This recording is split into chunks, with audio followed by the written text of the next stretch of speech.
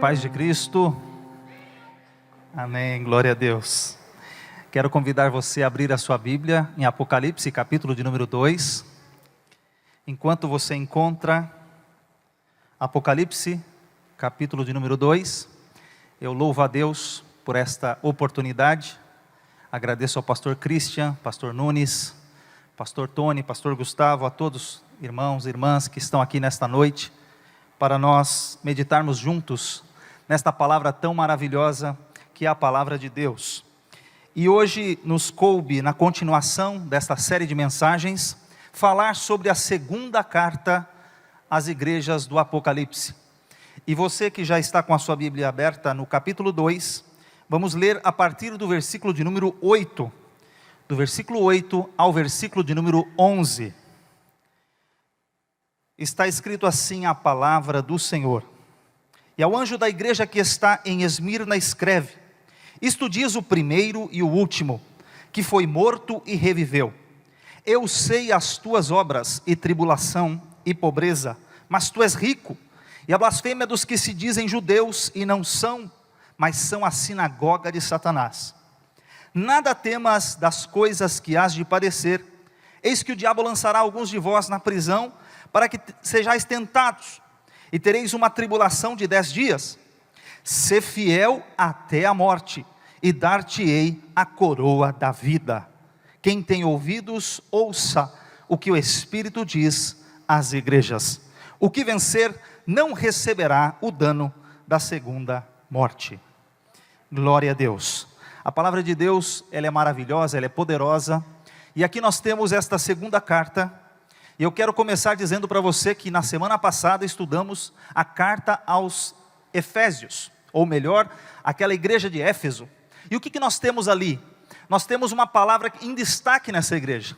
Eu quero que você tenha na sua mente qual foi a palavra que nós estudamos na semana passada. Você precisa guardar a palavra amor, primeiro amor. Se tem uma palavra que se destaca, uma igreja que deixou o primeiro amor e que precisa voltar ao primeiro amor. Então guarde essa marca na sua mente, amor. E hoje vamos falar de uma outra igreja, a igreja de Esmirna, que ela tem outra característica, que eu quero que você também guarde uma segunda palavra. Ao final dessa mensagem, você precisa ter isso na sua mente. Mas já guarda no seu coração aí, a palavra fidelidade. Esta é a marca distintiva desta igreja. A fidelidade. Então nós temos, a cada carta, teremos uma palavra em destaque, eu quero que você guarde. Na última de Éfeso, nós vimos o amor. Hoje vamos falar sobre esta característica que é específica da fidelidade. E para começar, a gente vai só relembrar umas coisas que o pastor Christian já falou na semana passada. E a gente tem, por exemplo, aqui na sequência, pode passar por favor, que não está funcionando aqui. Glória a Deus. Nós temos as 7 igrejas, e nós vamos, aqui nas 7 igrejas, nós vamos falar sobre a sequência com que foram enviadas a carta a essas igrejas. Quando você vê que João estava na ilha de Patmos, o apóstolo João, ele durante o império de Diocleciano, ele foi levado à ilha de Patmos. Ele era pastor na igreja de Éfeso, e ele foi exilado na ilha que nós chamamos Ilha de Patmos. Nesta ilha, o que aconteceu? Ele ficou ali por algum período, de aproximadamente 4 anos. Pelo menos 4 anos exilado. Ele esteve ali e ele recebeu a revelação de Jesus Cristo. Nesta revelação, algo tão importante, é que há uma sequência para que essas cartas sejam enviadas. Ele está lá nesta ilha, isolado, quando todos o abandonaram, ele tem uma revelação do Senhor Jesus Cristo. Começa o livro de Apocalipse no capítulo 1 dizendo que é a revelação de Jesus Cristo. E essa revelação que Jesus dá ao seu servo, que é João.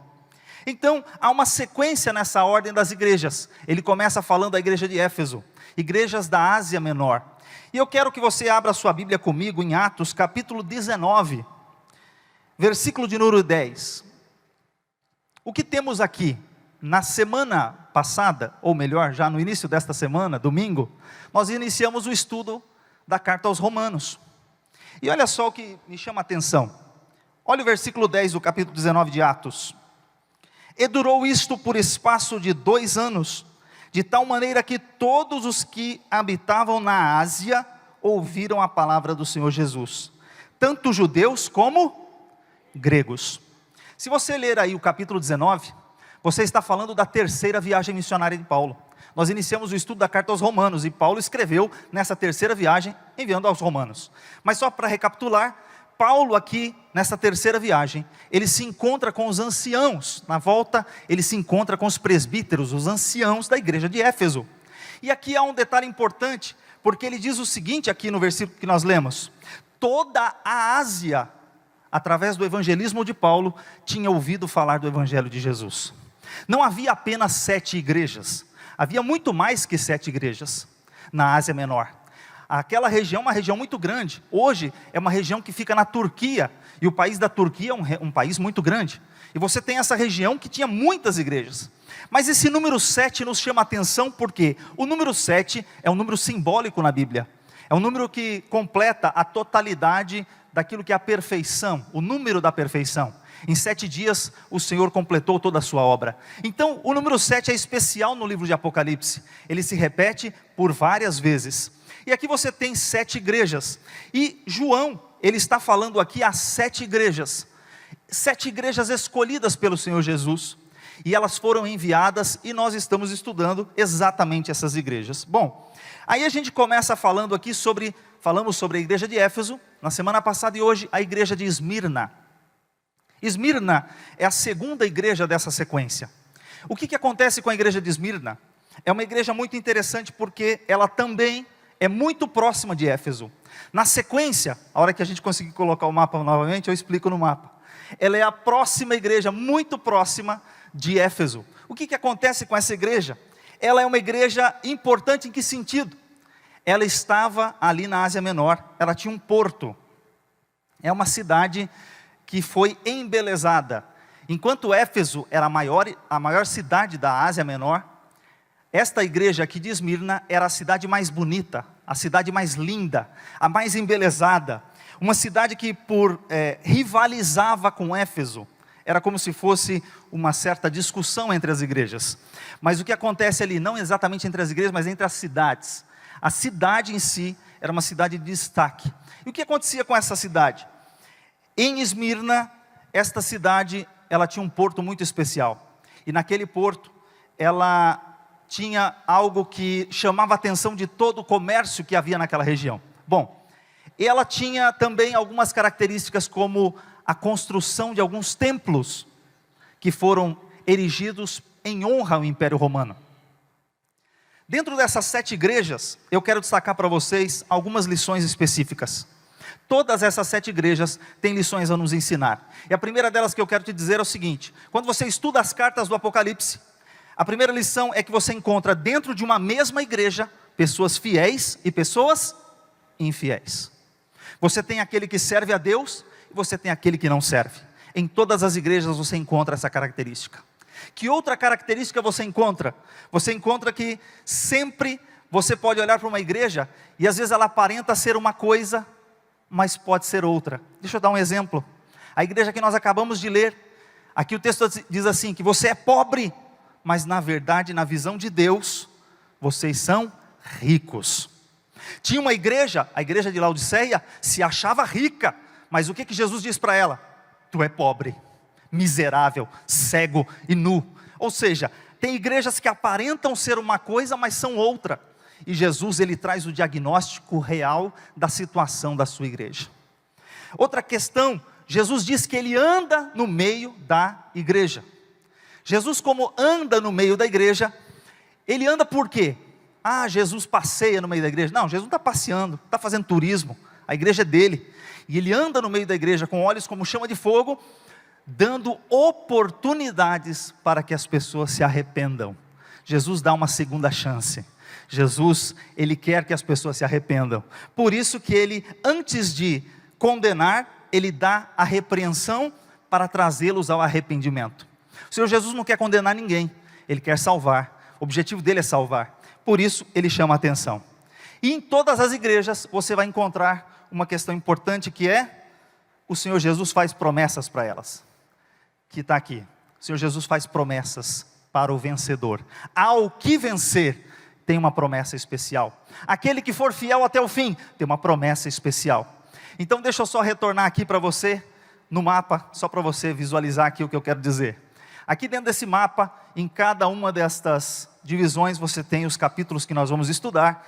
E o que eu quero destacar para você é aquela sequência ali, ó. Você pode começar em Éfeso, sobe para Esmirna, depois Pérgamo, Tiatira, Sardes, Filadélfia e Laodiceia. Esta é a sequência pela que a carta foi chegando.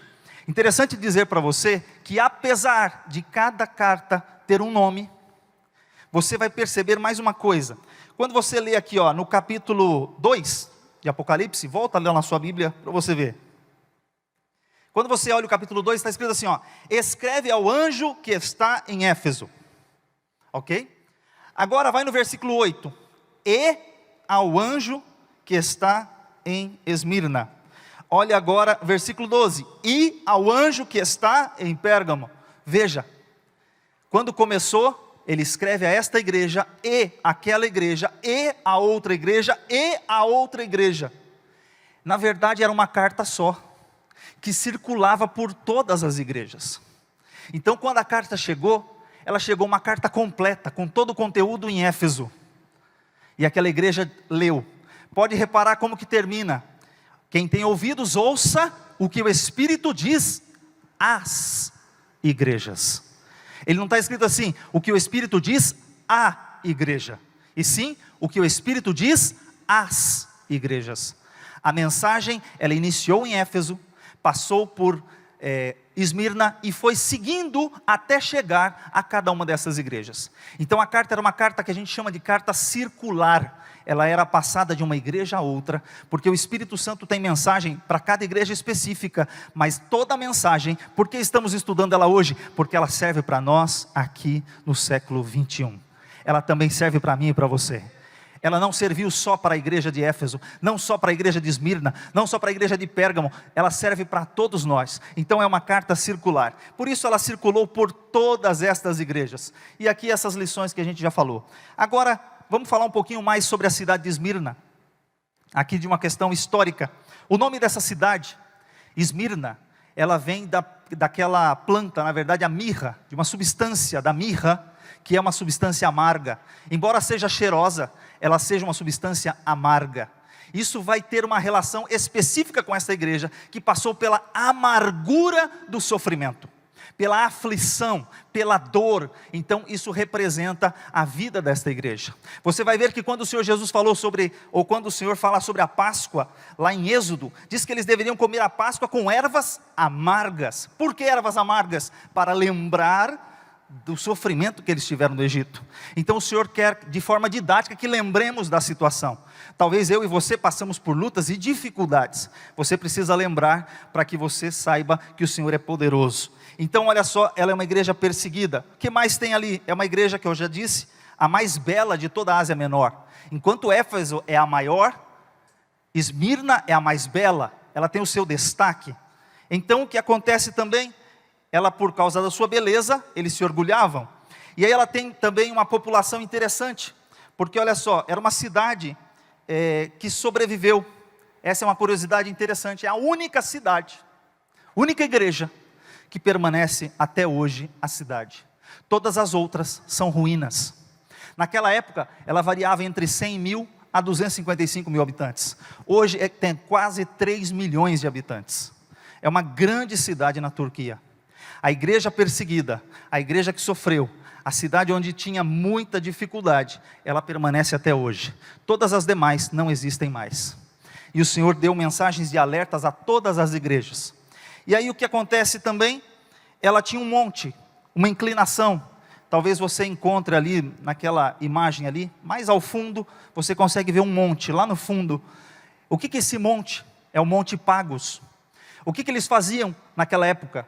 Eles construíam os templos nos lugares altos, nos montes. Então esta cidade tinha algumas características especiais. Ela construiu o templo à deusa Roma. Ou seja, esta era uma cidade que, embora fosse uma cidade grega, ela se rendeu aos romanos muito tempo antes de todas as outras da Ásia Menor. O que faz dizer isso? Faz dizer com que ela honrava o Império Romano. Ela era fiel a Roma. E a igreja de Deus está plantada neste lugar, onde é uma cidade idólatra, uma cidade com muitos templos. Também foi ela quem ganhou a concorrência para erigir o templo ao imperador Tibério. E também ela erigiu a Cibele, Zeus, Apolo e tantos outros. Ou seja, era uma cidade muito idólatra. O que mais que nós temos para destacar dessa cidade? É uma cidade que morreu. Veja como Jesus se apresenta: eu que estive morto e revivi. Jesus esteve morto e reviveu. Esta cidade, ela foi construída no ano 1000 a.C. Só para você lembrar, que época é essa? É na época de Davi. Na época em que Davi era rei, essa cidade foi construída. Mas essa cidade ao mesmo tempo foi destruída uma vez. Os lídios numa guerra chegou e destruiu toda essa cidade. O que acontece? Essa cidade é destruída, e ao ser destruída, ela passa muitos anos até que ela vai ser reconstruída novamente. E aí na reconstrução, alguém diz: vamos fazer algo diferente, vamos deixá-la mais bela de toda a Ásia Menor. Então ela ganhou um destaque por ser a mais bela. Bom, ela também, Jesus aqui se apresenta como aquele que esteve morto, mas que agora está vivo. Jesus se identifica com a sua igreja. Outra questão que eu quero trazer para você: era uma igreja pobre numa cidade muito rica. Agora, há um motivo por que a igreja era pobre. Significa que os crentes eram pobres? Por que os crentes eram pobres? Por que os cristãos se tornaram pobres? Justamente por uma condição social. E que situação era essa? Se os habitantes da cidade são ricos, a cidade é rica, por que os crentes são pobres? Porque justamente a perseguição no Império Romano, eles tomavam os bens dos servos de Deus. Eles expoliavam os servos de Deus. As pessoas perdiam o emprego por ser cristão. As pessoas eram excluídas das associações comerciais. Os crentes sofriam discriminação. Por isso, ele buscava um emprego, ele não encontrava. Ele buscava uma condição de sobrevivência e não tinha. A igreja vivia uma dificuldade financeira, porque aquela sociedade os havia excluído. Por quê? Porque eles eram fiéis a Jesus Cristo, o nosso Salvador. Hoje nós vemos aí tanta discriminação, como o pastor falou até inclusive no domingo, sobre pessoas estarem nos perseguindo, sobre pessoas estarem nos cancelando, sobre pessoas estarem nos ignorando por serem cristãos, ou por nós expormos nossas opiniões. Mas essa igreja vivia uma situação assim. Ela era excluída, ela era deixada à margem da sociedade. Consequentemente, eles começaram a se tornar muito pobres. E a palavra usada aqui, na verdade, não é pobreza no sentido de não ter o básico, não. É pobreza no sentido de mendigar, no sentido de não ter o que comer, no sentido de estar numa situação muito, muito, muito ruim. Ou seja, Deus estava aqui, falando aqui por meio dessa situação com essa igreja. Essa igreja, a mensagem que Jesus manda é para consolar, é para confortar o seu coração, é para levantar o seu ânimo. Uma igreja que passava por muitas dificuldades. E aí o que mais tem aqui nessa igreja? Essa era uma igreja fiel, a mais fiel a Roma, mas a igreja era a mais fiel a Cristo Jesus. Em tempo de perseguição, em tempo de luta, o crente faz o quê? Ele corre nos pés de Jesus. Na hora que a luta está apertando, ele está firme com Jesus. Na hora que está tudo bem, talvez a vida cristã vai sendo levada mais ou menos, deixa a vida me levar. Mas quando a situação aperta, você corre aos pés de Jesus. E Jesus te ouve, e Jesus te atende, e Jesus te faz um milagre na sua vida. Glória a Deus por isso. Era uma igreja também que aqui fala sobre os jogos. Lá eles lutavam por uma coroa de louros, de matinho. Mas Jesus, Ele tem a coroa da vida para dar para a sua igreja. Ele tem uma coroa especial. Ele tem uma coroa maravilhosa para dar para a sua igreja. Era uma igreja sofredora, pobre, perseguida, caluniada, aprisionada, enfrentava até a própria morte. Mas Jesus falou que ela era uma igreja fiel. Deixa eu dizer para você, esta e a igreja de Filadélfia são as únicas duas igrejas que não têm repreensão. Ela só tem elogios da parte de Jesus. 5 igrejas recebem repreensões de Jesus. Esta igreja aqui não tem uma repreensão contra ela, porque era uma igreja fiel a Jesus. Apesar disso, ela sofria. Apesar disso, ela era pobre. Apesar disso, ela era perseguida. Mas era a igreja fiel a Jesus. E deixa eu te contar uma coisa interessante. Nós vamos agora falar sobre uma pessoa especial.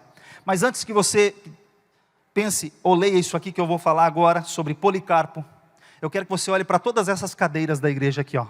Olhe para todas essas cadeiras, cheias e vazias. Dá uma olhada. Aqui cabe aproximadamente mais de 2.000 cadeiras, certo? Então, imagina essa igreja aqui cheia, todas essas cadeiras aqui cheias. Foi essa quantidade de crentes que foram mortos por amor a Jesus na cidade de Esmirna. Imagina todas essas cadeiras lotadas. Em um único dia, 1.200 crentes são jogados do Monte Pagos para baixo, precipitados e mortos. Em um único dia. No segundo dia, mais 800 crentes são jogados do monte abaixo. No total são 2.000 crentes mortos nesta igreja de Esmirna. Aí, como se não bastasse matar crente, sabe o que o povo fez? Não basta matar crente, eles continuam crescendo, a obra não para, a igreja não para, então vamos matar o pastor da igreja. E aqui chegamos a Policarpo. Não basta matar crente, tem que matar o líder, tem que matar aquele que ensina, tem que matar aquele que está lá pregando. Então vamos buscar o velhinho. E foram buscar o nosso irmão Policarpo. Policarpo, bispo de Esmirna. Na história da igreja, história eclesiástica de Eusébio de Cesareia, ele conta com detalhes como foi isso. Nosso irmão Policarpo, a igreja fez o seguinte: irmão Policarpo, eles querem te matar, o povo lá está no ginásio gritando a sua morte, vamos esconder o senhor. E eles levaram o irmão para uma casa, tentaram esconder o irmão Policarpo para ele não ser morto, mas os soldados o encontraram. E um detalhe interessante é que quando os soldados encontraram nosso irmão Policarpo, ele não estava com medo da morte, mas a igreja queria protegê-lo, como fez com Paulo, como fez com muitos outros líderes. Porque a igreja tinha medo que se matar o líder, a igreja morre. Porque se atingir o líder, as ovelhas se dispersam. E essa é uma estratégia do inimigo, atinge a liderança para a igreja se dispersar. Essa é uma estratégia do inimigo. Então o que eles fizeram? Vamos fazer o seguinte, olha, vamos atingir a liderança da igreja. Bom, quando chegaram para prender o nosso irmão Policarpo, ele olhou assim para os soldados e falou assim: senta meus filhos, vamos comer. Ofereceu comida, senta, come. E ele falou assim: me dá mais umas 2 horinhas para eu orar. Depois que eu orar, vocês podem me levar preso. Nosso irmão foi dobrar o joelho e agradecer ao Senhor, porque ele sabia que a sua hora estava chegando. Ele foi clamar ao Senhor Jesus, ele sabia, e ele não foi triste, ele foi alegre, porque Jesus confortou o seu coração. O Espírito Santo, o Consolador, ele confortou o coração do irmão Policarpo. E ele foi levado. Chegando no meio do caminho, os soldados vendo a gentileza, vendo o exemplo, vendo a forma de proceder do irmão Policarpo, tentaram dizer assim para ele: ô Policarpo, por que o senhor não oferece um sacrifício lá para o César? Confessa que César é Senhor, e vai ficar tudo certo. Salva a tua vida. Você não precisa passar por essa humilhação, por esse procedimento. Ele falou assim: eu não vou fazer isso. E seguiu. Chegou na hora do ginásio, um ginásio todo cheio, aquela arquibancada gritando para que ele fosse morto, para que ele fosse morto. E aí o procônsul, o governador, disse para ele assim: olha Policarpo, grita para todo mundo aí fora os ateus, porque os cristãos eram chamados de ateus. Sabe por que a gente era chamado de ateu? Porque a gente não tinha imagem, a gente não tinha estátua, a gente não tinha templo, a gente não adorava nada que eles conheciam. A gente adora um Deus vivo, todo-poderoso, que está no céu, aleluia. Eles não viam que o crente adorava, eles estavam cheios de templo, cheios de isso, cheios de aquilo, cheios de imagem, e eles tinham que oferecer incenso para o César. Eu olhava para os crentes não têm nada, esse povo é ateu, não crê em nada, não oferece sacrifício. E a igreja era acusada por muitas outras coisas e perseguida. O que acontece aqui então? O nosso irmão Policarpo, dentro daquele ginásio, aquele procônsul diz para ele assim: confessa que César é Senhor, blasfema contra o teu Cristo, e oferece um sacrifício para César e você vai ser liberto. Ele disse isso aqui, ó, essa frase que dá na tela aqui, ó. Vamos ler todo mundo junto? Me ajuda aí, para você não dormir comigo. Aqui: 86 anos venho servindo-o, e nenhum mal me fez. Como posso blasfemar contra meu rei que me salvou? Aleluia. 86 anos servindo a Jesus. 86 anos que ele só tinha bênção para contar. Apesar de ter toda a tribulação, todo o sofrimento, vendo os irmãos morrendo na igreja, passando perseguição, mas ele só pôde dizer assim: o meu Jesus só me fez o bem, o meu Jesus só me fez o bem, o meu Jesus só me fez o bem, o teu Jesus só quer o teu bem, o seu Jesus só quer o teu melhor, o teu Jesus quer que você seja salvo, o teu Jesus quer que você seja liberto, o teu Jesus quer que você seja uma bênção, o teu Jesus quer o seu melhor. Aleluia. Jesus não fez mal para ele. Quem estava fazendo mal eram outras pessoas, mas Jesus não. E aí o que aconteceu? O homem começou a ameaçar o irmão Policarpo. Vou te soltar as feras. Aí ele falou assim: pode soltar, manda a fera. Já tinha passado o horário das feras. Aí ele falou: tá bom, então vou tacar fogo em você. Ele falou: tá bom, quer tacar fogo? Então taca fogo. É isso que ele fala aqui: põe fogo, porque vocês podem me queimar por algumas horas, por um pouco tempo esse fogo vai queimar, mas tem uma coisa, vocês não podem escapar de um juízo, de um fogo eterno, que esse não vai escapar, mas eu tenho a coroa da vida, eu tenho o Senhor Jesus, eu tenho uma mensagem que eu recebi: ser fiel até a morte, dar-te-ei a coroa da vida. Aleluia. O fogo pode queimar aqui, mas lá no céu eu tenho a eternidade com Cristo, um céu glorioso para viver. E aí esse irmão Policarpo, ele morre. O pastor da igreja morre. E eu quero dizer para você: o pastor morreu e a igreja continuou. Aleluia. Ele foi para a glória, ele dobrou o joelho, ele agradeceu a Deus. O pastor morreu, o bispo da igreja morreu, a liderança morreu, muitos crentes morreram, mas ele permaneceu fiel até o fim. Ele não negou o nome do Senhor Jesus. Aleluia. E agora eu quero pegar em cima desse texto e trazer para os nossos dias, e dizer para você o que está escrito nesse texto que podemos aplicar na nossa vida. São 10 afirmações que temos aqui. E aí começamos então com a primeira afirmação: Jesus ainda fala com você. Aleluia. Olha o que está escrito aqui em Apocalipse, versículo 8. E ao anjo da igreja que está em Esmirna escreve: isto diz. Jesus fala. Em algumas bíblias está escrito em vermelho: isto diz. Jesus ainda fala. Ele não é um Deus morto, que tem boca mas não fala, tem olhos mas não vê. Ele tem boca e ele fala. O Senhor Jesus é o mesmo ontem, hoje e eternamente. Ele continua falando com a sua igreja. Isto diz quem? Quem está dizendo? Jesus continua dizendo: e ele é o alfa e o ômega. E aí eu coloquei o versículo de Apocalipse 1:8 para você, para destacar para você o que está escrito aqui. Ele diz assim: eu sou o alfa e o ômega, o princípio e o fim, diz o Senhor, que era, que há de vir, o Todo-Poderoso. Aqui não é o Jesus da cruz que está falando, aqui é o Jesus ressuscitado, aqui é o Jesus Todo-Poderoso, aqui não é o Jesus com semblante de dor, aqui é o Jesus vitorioso quem está falando para você, que Ele é o Todo-Poderoso. Ele é o alfa, Ele é o ômega. Interessante que ele usou aqui as letras gregas para explicar, porque era o alfabeto que eles tinham naquela época. Ele é o alfa e o ômega. Se fosse hoje, ele diria: eu sou o A e o Z, eu sou o começo e o fim. Mas eu quero te mostrar uma curiosidade bíblica daqui a pouco, para você entender no Antigo Testamento como que Jesus se manifestou. Mas olha o que está escrito nos versículos 17 e 18 do mesmo livro de Apocalipse. E eu, quando vi, caí a seus pés como morto, e ele pôs sobre mim a sua destra, a sua mão direita, dizendo-me: não temas, eu sou o primeiro e o último, o que vive e fui morto, mas eis que estou vivo para todo sempre, amém, e tenho as chaves da morte e do inferno. Está na mão de Jesus, não está na mão do diabo. As chaves da morte e do inferno não estão na mão do diabo, estão na mão de Jesus, o nosso Senhor, o nosso Salvador. Aleluia. É na mão dele quem está. E eu quero te mostrar uma coisa aqui.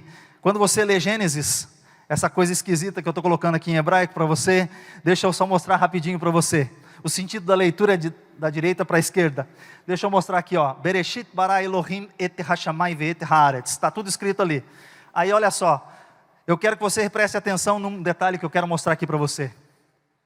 Todas as palavras têm tradução. Bereshit, em roxo, está aqui. Bara, em vermelho. Elohim, em azul. Et, não tem tradução. Aqui, os céus, em verde. Céus, aliás, os, em verde, céus, em azul. Ve'et, também não tem tradução. E aí você vem aqui e você repara que cada um tem tradução. O et não tem tradução. O et é composto por duas letras, Aleph, a primeira, e Tav, a última. O alfa e o ômega, o A e o Z. Ele não tem tradução. Mas o que está fazendo isso aqui? Agora, quando está vendo lá em cima, quando você olha o símbolo que está ali, no hebraico antigo, no paleo hebraico, se você reparar de novo, é um boi e uma cruz. O Aleph é um boi, o Tav é uma cruz. Você tem o sacrifício e você tem o instrumento do sacrifício. Quando você começa a ler que Jesus é o primeiro e o último, no princípio era o verbo estava com Deus, e o verbo era Deus. Aqui, gramaticalmente, você enxerga o et como um indicativo do objeto direto. E aí o pastor Edson poderia explicar muito melhor isso do que eu, mas o objeto direto da frase, mas o fato é que teologicamente, nós temos Jesus que está com Deus. E eu quero te mostrar isso, porque olha o que está escrito em Isaías. Isaías diz assim: assim diz o Senhor, o Rei de Israel, o seu Redentor, o Senhor dos Exércitos: eu sou o primeiro e o último, e além de mim não há Deus. Deus falando no Antigo Testamento que Ele é o primeiro e o último. No Novo Testamento, quem diz que é o primeiro e o último? Jesus. Jesus é Deus ou não é Deus? Ele estava no princípio com Deus, Ele é Deus. Ele era Deus, Ele é Deus. Ele era, Ele é, Ele há de vir, Ele é Deus. Quanta gente negando a divindade de Jesus. Jesus é Deus, do começo ao fim. Jesus não é Deus porque virou Deus depois. Não, Ele continua sendo Deus. Porque o verbo se fez carne e habitou entre nós, e vimos a sua glória. Porque Ele, estando na forma de Deus, não teve por usurpação ser igual a Deus. Aniquilou-se a si mesmo, tomando a forma de servo, fazendo-se semelhante aos homens, e achado na forma de servo, Ele morreu no nosso lugar, foi obediente até a morte, e morte de cruz, pelo que Deus o exaltou soberanamente, e lhe deu um nome que é sobre todo nome, para que ao nome de Jesus se dobre todo o joelho daqueles que estão no céu, na terra e embaixo da terra. Glória a Deus, louvado seja o nosso Senhor Jesus. Ele é Deus, Ele não é qualquer um, Ele é Deus, aleluia, louvado seja o Senhor.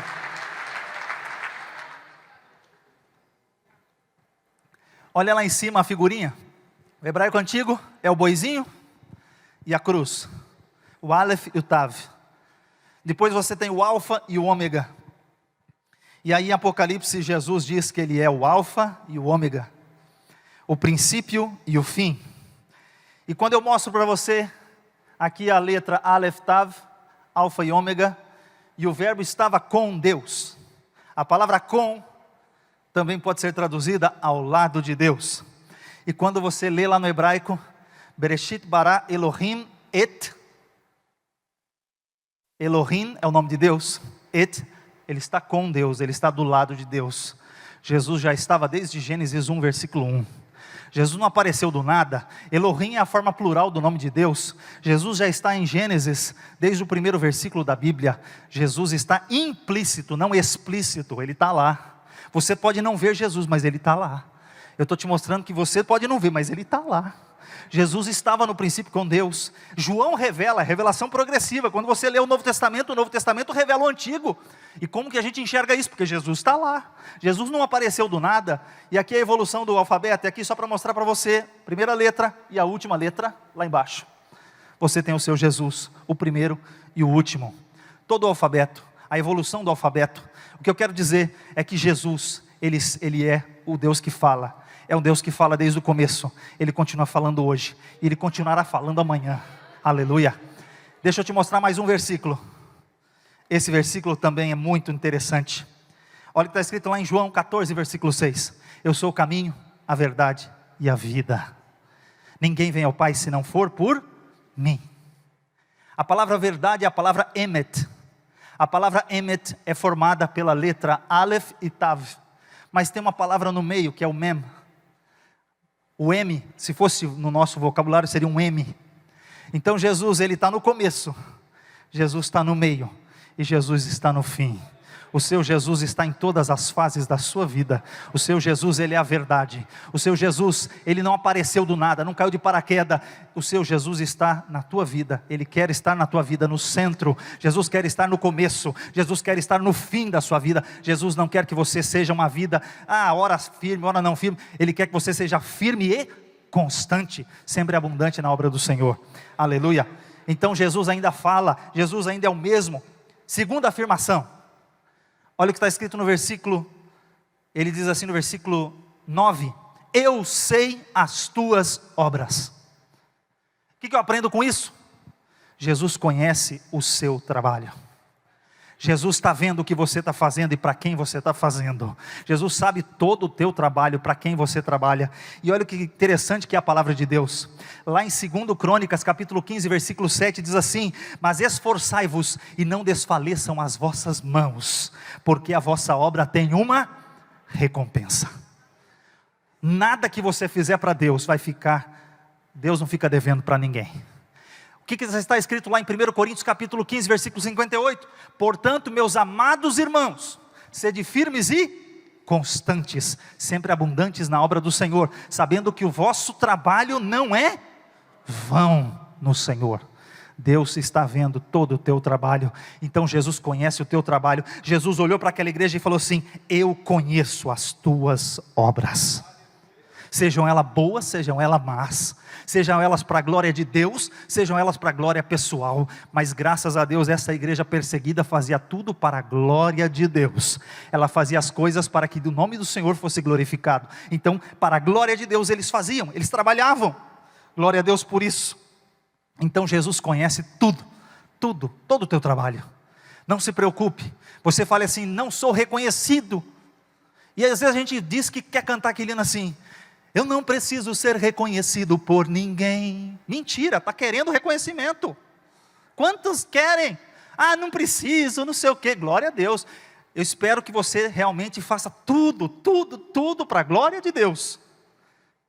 Que bom que seja assim. Mas ser humano, se você não falar parabéns, se você não bater nas costinhas dele, se você irmão, desanima, não quer vir mais, ninguém me notou, não fizeram conta de mim.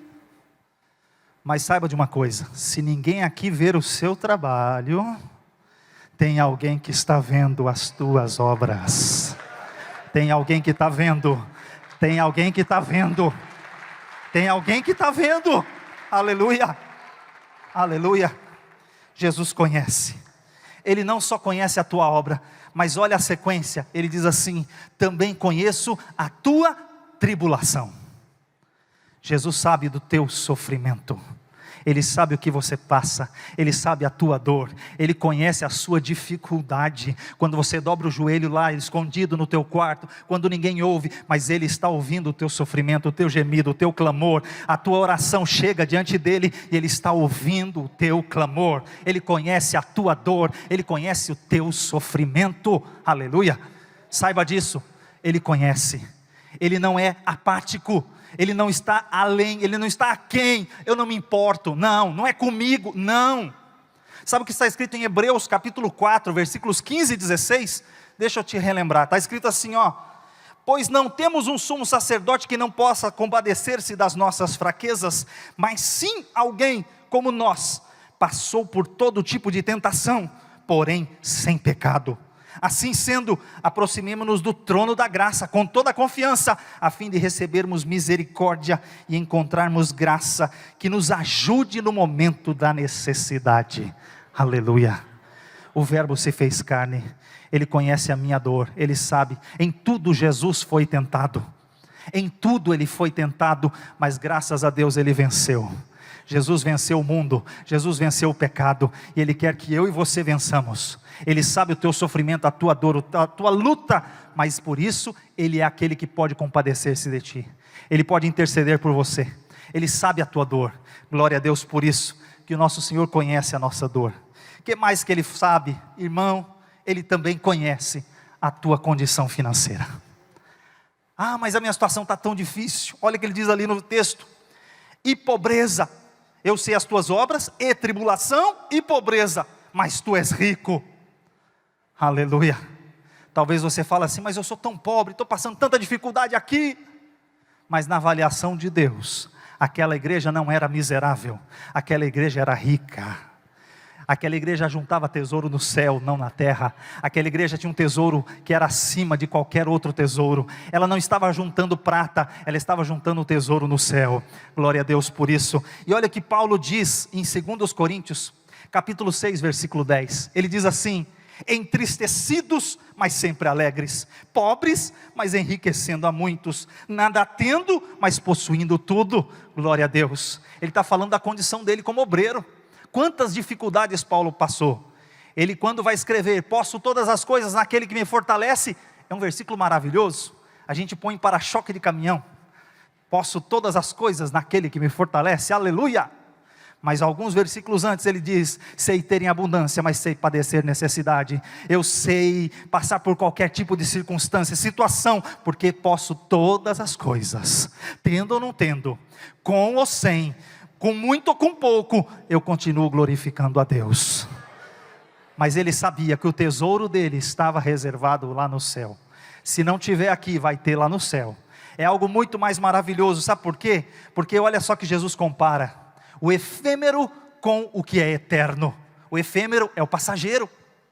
A riqueza daqui passa, mas o que você ajunta lá, não passa. O que você ajuntou nos céus, não passa, ninguém tira, ninguém toma a tua coroa. Guarda o que tens, para que ninguém tire, para que nem tome a tua coroa. Ninguém pode tomar aquilo que é seu, ninguém pode tirar aquilo que você guardou, que você juntou, que você fez para a obra do Senhor. Isso é seu, está reservado, e o Senhor Jesus vai dar a cada um segundo as suas obras. Aleluia, glória a Deus por isso. Jesus então sabe da tua condição. Ainda tem outra situação. Aquela igreja ainda passava mais coisa ainda. Jesus conhece as calúnias que falam de você. Olha o texto. Ele diz aqui: e a blasfêmia dos que se dizem judeus e não são, mas são a sinagoga de Satanás. Olha só o que acontecia. O que é calúnia? É você inventar coisa de alguém. É você mentir contra alguém. É você falar mal de alguém mentindo sobre o que ela faz. E o que esses judeus faziam? Aí está escrito assim, que dizem judeus, mas não são, mas são a sinagoga de Satanás.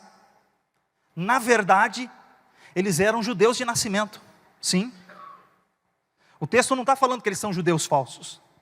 O texto está dizendo que eram judeus que não criam em Jesus, que não aceitavam o Evangelho, e que eles decidiram perseguir a igreja de Deus. Eles decidiram, ao invés de dar as mãos e orar pelos irmãos, eles decidiram denunciar os crentes, para que eles fossem mortos. Foram judeus, que aqui o texto diz, é judeu coisa nenhuma, é sinagoga do cão, é de Satanás. Ele está falando de gente que não cria em Jesus, e que estava incitando contra a igreja do Senhor Jesus, contra o Império Romano, inventando mentiras. Eles inventaram que a igreja, eles eram ateus, não respeitavam o imperador. Se não respeita o imperador, é um crime, não respeitar o imperador. Os judeus tinham imunidade, porque a sua religião ganhou imunidade perante o Império Romano, portanto eles não precisavam oferecer incenso a César. Mas a igreja não tinha o status de algo legalizada, vamos dizer assim. E a igreja era uma igreja que saiu, entre aspas, do judaísmo. Jesus era judeu, a salvação vem dos judeus. Jesus vem para os seus, mas os seus não receberam. Mas a todos quanto o receberam, deu-lhes o poder de serem feitos filhos de Deus, aos que creem no seu nome. Então a igreja aceitou a Cristo, e eles não aceitaram. Então eles perseguiam a igreja de Deus. Olha o que Paulo escreveu aos Romanos, e vamos estudar mais para frente, capítulo 2, versículo 28 e 29. Pois ser judeu exteriormente ou circuncidado, não torna ninguém judeu de fato.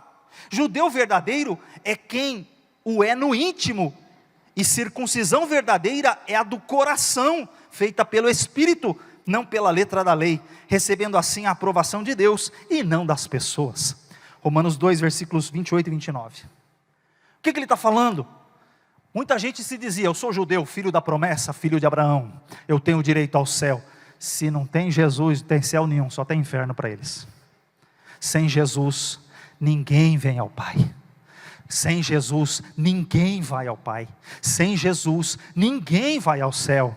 Não tem outro nome dado entre os homens, pelo qual devamos ser salvos. Só tem um nome, e esse nome é Jesus Cristo, o nosso Salvador. Aleluia.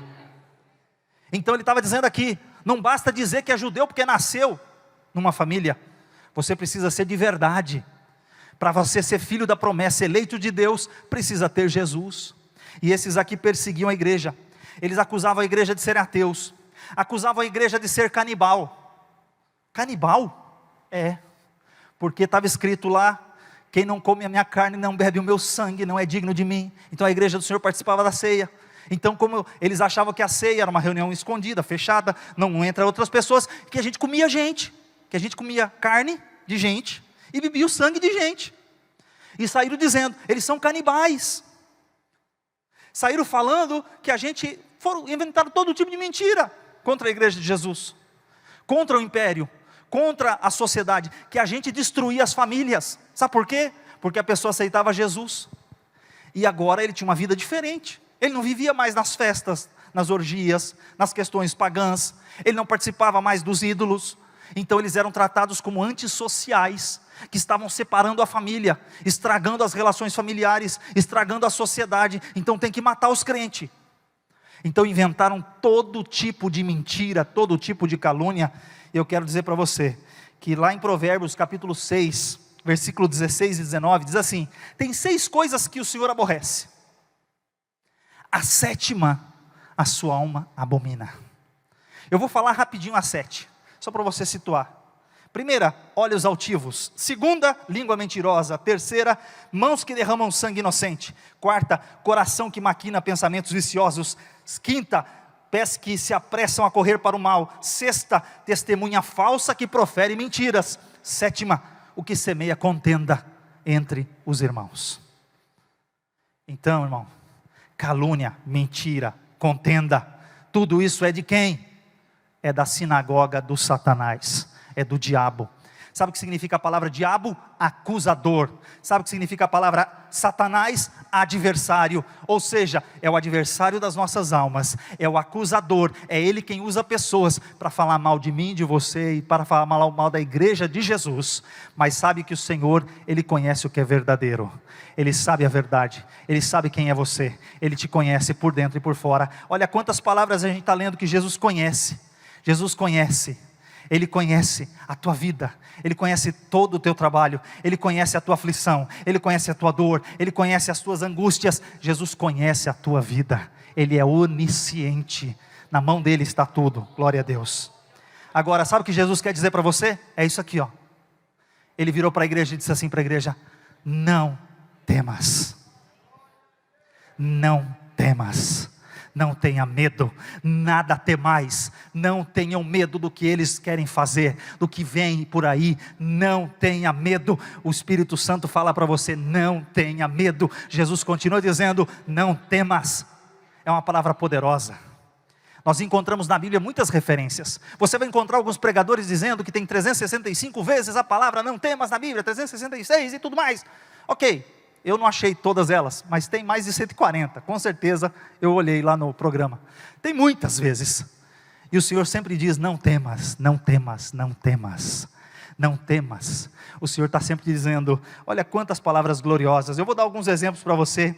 Olha só, não te mandei eu, ser forte e corajoso, não temas nem te espantes, porque o Senhor teu Deus é contigo por onde quer que andares. O Senhor disse a Josué, não temas, vai para cima, ser forte e corajoso. Outros textos, por exemplo, 2 Reis, capítulo 6, versículo 16.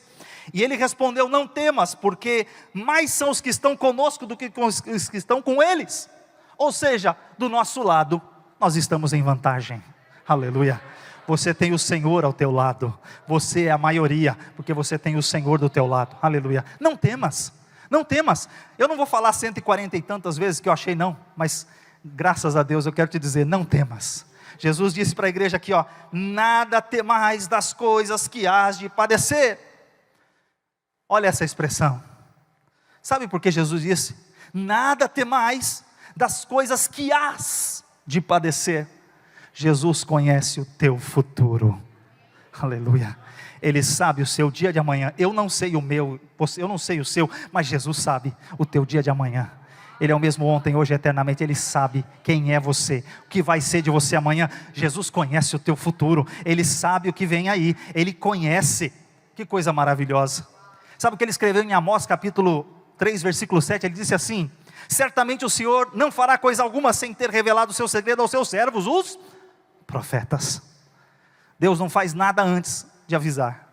Se você vai passar por uma luta, por uma tribulação, o Senhor avisou a sua igreja: não temais do que hás de padecer. Eu estou te avisando antes. Se prepara, vai para a oração, vai para o jejum, vai para a palavra, busca o Senhor, se prepare que você vai vencer. O crente não é derrotado, mesmo o crente morto ele é vencedor, aleluia. O crente morto não é derrota. Jesus morto não foi derrota, irmão. Quanta gente prega heresia por aí dizendo que foi derrota, que o diabo fazia festa no céu, desculpa, no inferno. O diabo não fez festa nenhuma no inferno nenhum. Que diabo fazendo festa? O diabo não fez festa nenhuma, sabe por quê? Porque quando Jesus estava na cruz, sabe o que ele disse? Está consumado. Nas tuas mãos, Pai, eu entrego o meu espírito. Está escrito em Colossenses que ele venceu na cruz, ele triunfou sobre principados e potestades, ele os expôs publicamente ao desprezo e à vergonha. Jesus venceu na cruz, aleluia. Não foi derrota. Se você passa uma luta, uma dificuldade, você ainda vai sair vencedor, em nome de Jesus, aleluia. É vitória, é bênção, glória a Deus. E agora vou te dizer mais uma coisa: apesar do sofrimento, o teu sofrimento, Jesus disse que ele é passageiro. Vai passar, vai passar. Sabe por que vai passar? Porque ele diz assim: essa tribulação que você vai passar, não tenha medo, você vai passar por um sofrimento de 10 dias. 10 dias é um tempo limitado, tem início e tem fim. Esse sofrimento vai acabar, e o dia que acabar você vai cantar o hino da vitória, em nome de Jesus. Ele tem início e tem fim, vai passar, é passageiro. Quando a gente lê no texto de Gênesis, capítulo 24, versículo 55, 10 dias é uma expressão que significa poucos dias. Eu vou te dar um exemplo aqui. Gênesis 24, 55. Então disseram a seu irmão e sua mãe: fique a donzela conosco alguns dias, pelo menos 10 dias, e depois irá.